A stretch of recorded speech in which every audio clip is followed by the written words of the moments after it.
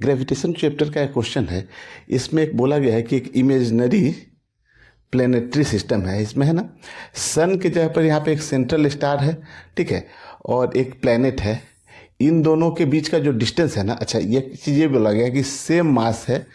जो सन के मास के बराबर है ना, कि ये जो आपका सेंट्रल स्टार बोला गया है ना, ये सन के मास के बराबर है। और एक प्लेनेट से जो इसकी डिस्टेंस जो है ना, वो बताई गई है कि जो अर्थ और सन के बीच का जो डिस्टेंस है ना, इसके डिस्टेंस के, ठीक है ना, distance between the earth and sun है ना, तो अर्थ और सन के डिस्टेंस का डबल है। तो ऐसे समझिए कि यहाँ से जैसे सन से अर्थ की डिस्टेंस अगर हम लोग यहाँ से अगर आर बोलते हैं ना, तो वो जो एक जो नया आपका जो बताया गया है कि सेंट्रल स्टार है ना, ये सेंट्रल स्टार है, और दूसरा जो ये प्लेनेट है ना, दूसरा ये जो प्लेनेट है ना, इन दोनों के बीच की जो डिस्टेंस हो जाएगी ना, वो कितनी हो जाएगी, 2r हो जाएगी, है ना। ठीक है,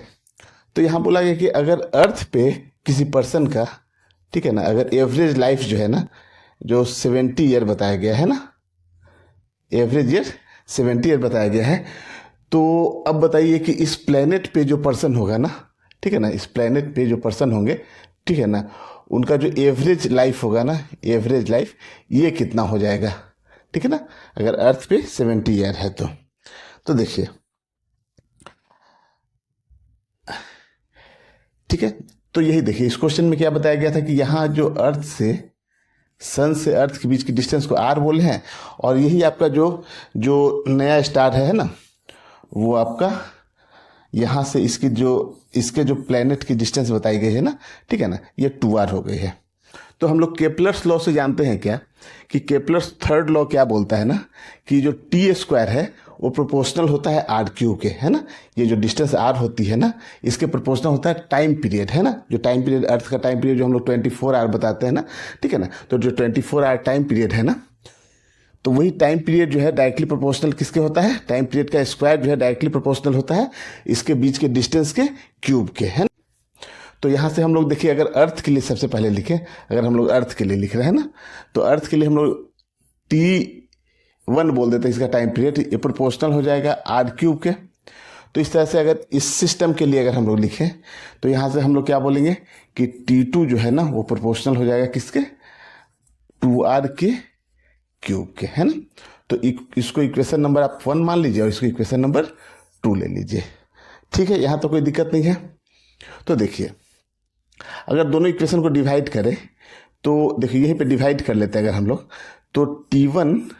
अपॉन T2 है ना, इसका स्क्वायर होता है ना, तो T1 अपॉन T2 का जो स्क्वायर होगा ना, इज इक्वल टू, ठीक है, क्योंकि अगर प्रोपोर्शनल का साइन हटाएगा तो कांस्टेंट दीजिएगा, तो ये दोनों कांस्टेंट कैंसिल आउट हो जाएगा यहाँ से, तो यहाँ पे r अपॉन 2r के क्यूब के बराबर होगा। तो यहाँ से आप देखिए, तो T1 अपॉन T2 जो हो जाएगा ना, वो कितना हो जाएगा, r से r कैंसिल कर दिए तो 1 अपॉन 2 का क्यूब है, इसके बराबर हो जाएगा। तो यहाँ से T1 अपॉन T2 जो आ गया ना, वो कितना आ गया, 1 अपॉन 8। यहाँ तो कोई दिक्कत नहीं है, T1 upon T2 equal to आ गया 1 अपॉन 8, स्क्वायर अभी हम लोग रहने दिए थे, स्क्वायर है यहाँ से। तो यहाँ से आप देखिए, तो T1 अपॉन T2 की जो वैल्यू हो गई 1 अपॉन 2√2 हो गई। तो यहाँ से हम लोग लिख सकते हैं कि T2 जो होगा ना, वो 2√2 T1 के बराबर हो जाएगा, ठीक है। अब ऐसे आप समझिए कि जैसे मान लिया कि आ जाता कि T2 इक्वल टू 2T1 है ना, तो T2 इक्वल टू 2T1 आता है, तो इसका मतलब कि अगर अर्थ का जो टाइम पीरियड है 24 आवर है, तो T2 कितना हो जाता है, 48 आवर हो जाता है। तो अगर 48 आवर का दिन रात होने लगे, तो फिर जो है टाइम जो है ना, वो आधी हो जाएगी, है ना। जैसे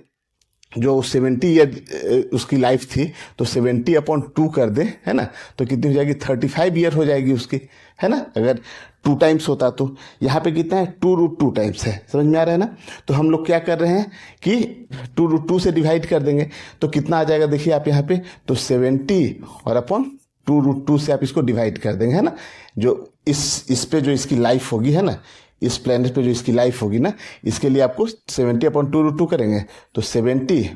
और 2√2 की वैल्यू रखते 2 इंटू 1.414, तो इसकी वैल्यू निकल के आ जाती है 24.7 75 ईयर।